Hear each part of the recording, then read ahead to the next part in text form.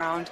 And then the pickup part of it, I mean, honestly, shout out to those guys. A lot of those guys are like part-time workers for the Fever and put in a lot of time. They really feel like full-time employees, but they're paid as part-time employees. And, you know, a lot of former college hoopers or some that have even played pro overseas that are back and are looking for runs as well, and just very selfless people. And a lot of the time people play pickup and they're playing to a score. Like, we kind of changed it up to make it a little bit more game-like, where we're playing like time. So kind of playing like to the first media timeout, or like a 6-minute game, a little bit more than a media timeout. So you can kind of feel. Caitlin Clark spoke to reporters during Indiana Fever Media Day, covering a wide range of topics from her off-season training habits to what Raven Johnson's presence means for the team going forward. On the question of why she remained in Indianapolis throughout the offseason rather than leaving, Clark kept it simple. She genuinely likes the city, doesn't have a strong aversion to the cold, and more practically, has access to everything she needs right there. The practice court, the weight room, the athletic training staff, and her own personal support network in the city all made staying the obvious choice. For the pickup runs she organized, Clark gave credit to the guys who showed up consistently, many of them part-time, Fever employees who are former college players or guys who've played overseas and are looking for competitive runs. Media timeout, or like a 6-minute game, a little bit more than a media timeout. So you can kind of feel what I mean, obviously there's only so much you can do to replicate a real game. You're never going to fully get that, but doing everything we can to kind of replicate that. And then, you know, we're playing like a certain amount of that. And then, you know, tracking, like, you know, obviously there's such great technology, like heart rates wise, and, you know, a chip that can track like your accelerations and things like that. So I can kind of see that and then compare that to game data that we've had from my rookie year, and then the few games that I did play in my second year. And then even tracking that when I was at USA, it gives me a really good gauge of like, She described them as selfless and explained that the sessions were structured to replicate game conditions as closely as possible by playing to time rather than score, simulating media timeout stretches. On top of that, she was using tracking technology to monitor heart rate and acceleration data, comparing it to numbers from her rookie year and her time with USA Basketball. That data-driven approach let her make daily decisions about load rather than guessing how her body was responding. When asked about Kelsey Plum, Clark was warm and direct. The few games that I did play in my second year, and then even tracking that when I was at USA, it gives me a really good gauge of like, I'm not guessing, like I'm understanding like what the data is telling me, you know, acceleration wise, and then I can kind of relate that to how my body's feeling, and then go from day to day of, you know, do I want my load to be heavier? Do I want it to be a little bit lighter? Do I want it moderate? And then you can kind of stack those days from there. So really more than anything, like using data to kind of build my workouts and build my weeks, I think has been really helpful. Okay, when it comes to Kelsey, a player like that who is so selfless, doesn't ask for anything, but will give everything.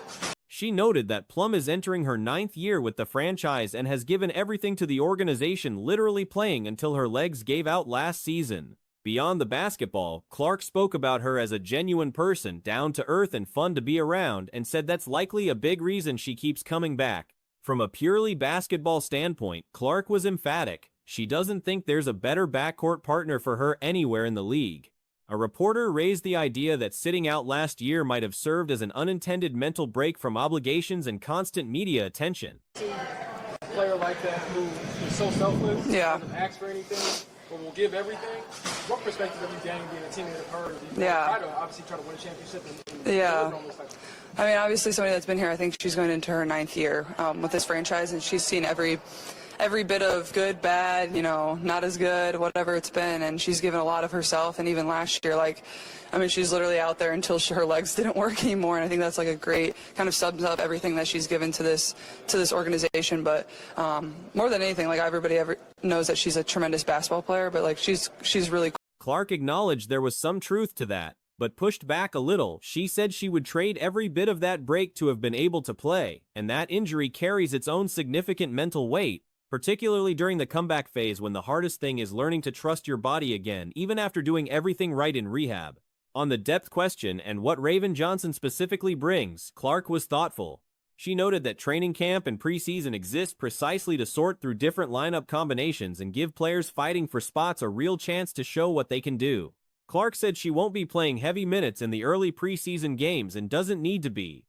But more than anything, like everybody knows that she's a tremendous basketball player, but like she's really cool people and just very down to earth and selfless and fun to be around and really cares about people. And I think that speaks to like why she continues to sign back here is like she enjoys the people that are here, and she also feels loved and cared for, and you know people are here to serve her as well, but she does it in return too. So just really fortunate that she's back here. I know I've said this before, but she makes my job a lot easier when you have somebody in the backcourt like that. I mean, I don't think there's nobody better in the league for me to play with, so just really fortunate and lucky. No. Hi. Good. Her strengths are in transition, and she described herself as the best transition player in the league, which is where she naturally thrives. Getting the ball off a rebound and pushing an open court is her ideal scenario. What a player like Raven, along with Ty and others, can offer is ball handling relief. Someone who can bring the ball up and take some of the pressure off Clark of going 94 feet against a press every single possession. She also mentioned that big players like AB showed last season they can handle the ball in a pinch, giving the team a lot of different options and making them harder to scheme against. There's nobody better in the league for me to play with, so just really fortunate and lucky. No. Hi. Good. How are you doing? You can tell me if this is not the case, please let me know. Yeah. Being able to sitting out as long as you did last year, was it also like a mental break for you? You didn't have strong, you could have said no to like brand obligations. Yeah. A built-in excuse. So was there like a component of mental break? Yes, in a way, but obviously, like, that was not what I wanted. I mean, I would sign up to do media every single day to be able to play and put my jersey on. When asked about the cameras, the crowds, and the atmosphere around the team, Clark described it as genuinely humbling, particularly after her injury. She said seeing fans show up and cheer even when she couldn't play made her realize that people connect with her beyond just what she does on the floor. She acknowledged that signing autographs after games might be harder this season now that she's preparing to actually compete, but said she'll do her best. The bigger takeaway for her was a reminder that performances won't be perfect every night over a 4-4 game season. There will be off nights, and keeping perspective on that matters. But obviously, like, that was not what I wanted. I mean, I would sign up to do media every single day to be able to play and put my jersey on, and you know, this is part of the job, is getting to talk to you guys every day, and you all do a tremendous job as well. So I know it's part of the responsibility of what I get to do. I mean, there's always cameras in my face, so I'm pretty used to it at this point. But in a way, it was a little bit of a mental break, but at the same time, injury is really mentally taxing as well. Like, people don't always realize that, especially when you're at the point of trying to come back and trying to get over the hump of, like, trusting your body. That's the hardest part, is like you've done everything you can, you know, rehab-wise, and to get back on the court, and then it's like... The session wrapped up on a lighter note, with Clark picking up a film camera and turning the tables on the reporters, directing them to pose for a group photo before they could object. Fresh training camp footage of Indiana Fever rookie Justine Piso has been turning heads, and the reasons go beyond what most people anticipated heading into the season.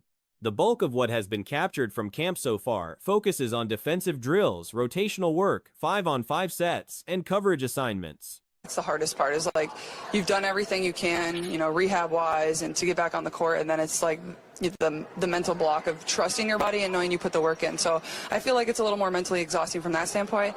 Not you guys, though. Yeah. We're going to jump to the other side of Chloe. Give that side. Yeah. I don't know if you guys have heard anything I've said, but... Yeah.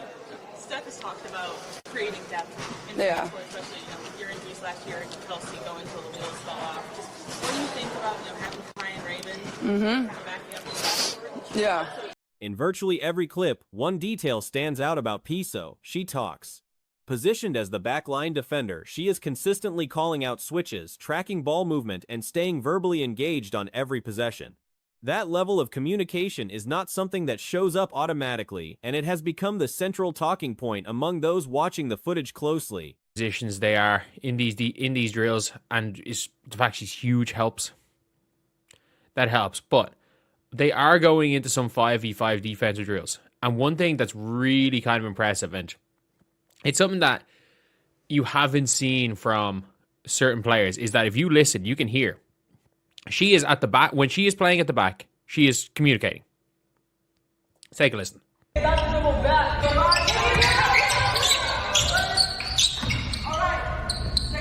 The comparison being drawn is to KK Timpson, who is acknowledged as the more physically gifted athlete, quicker, more explosive, more mobile, but athletic ability without court awareness and communication creates its own set of problems in a team defensive system.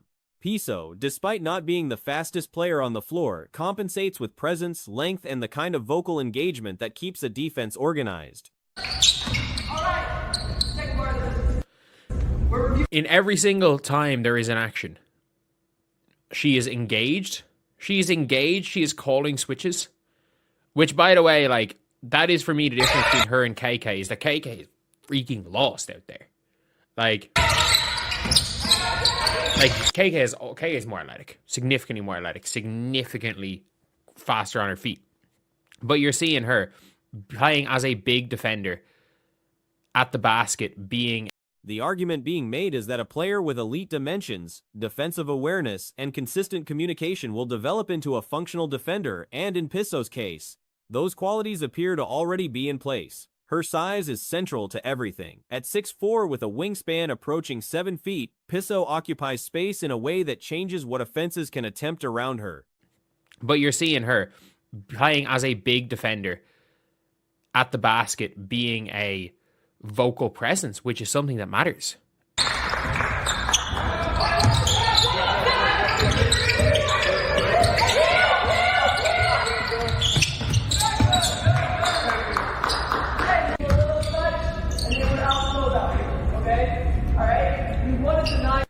And like these are kind of important things to see in clips when it comes down to it with defensive communication.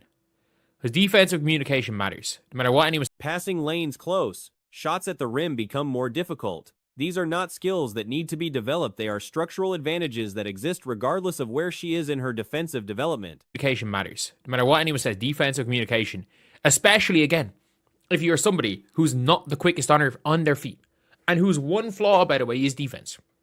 Nobody said there's going to be a flaw offensively with Justine Passat. People were talking about the defense, like defense could be an issue. But like, I'm sorry, if I'm going to be real here. If a player has elite length, is switched on, and communicates well, they will be a good defender. For a player whose concerns coming into the league were almost entirely on that end of the floor, that physical reality matters. What makes the overall picture more compelling is what has never been in question, Piso's offensive game. She is a 45% three-point shooter at her size, with the ability to knock down contested looks and a shooting stroke that evaluators have consistently described as one of the cleanest in this draft class. At some different stage in their career, they will be a good defender. I've never seen a person who has had elite dimensions, is switched on, and wants and like communicates well, being such a bad defender they can't be on the floor.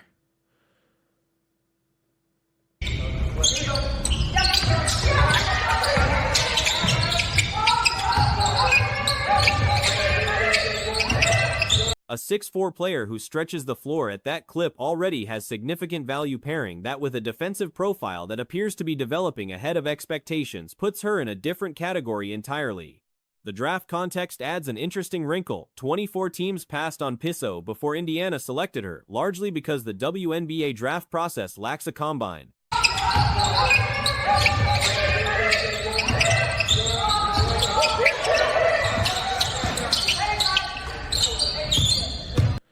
And by the way, she's fucking huge. Like, I think that needs to be said. She's huge.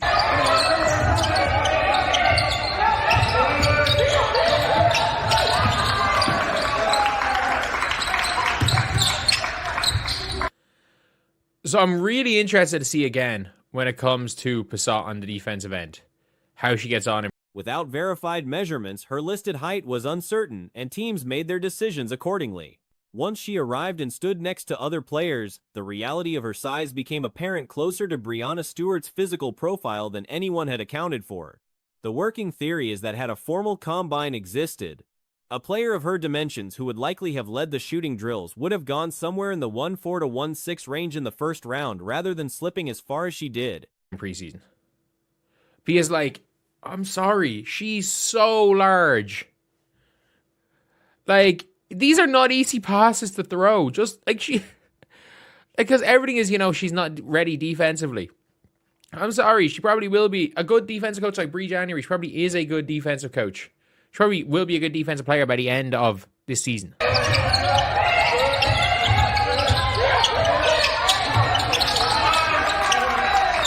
The comparison to how Timpson was evaluated last year is relevant for understanding the Fever's position. The same logic that made Timpson hard to let go of wingspan, athleticism, developmental upside applies to Pisso, arguably with a stronger foundation. Timpson's potential remains unrealized for now, and whether it materializes over the next few seasons is an open question.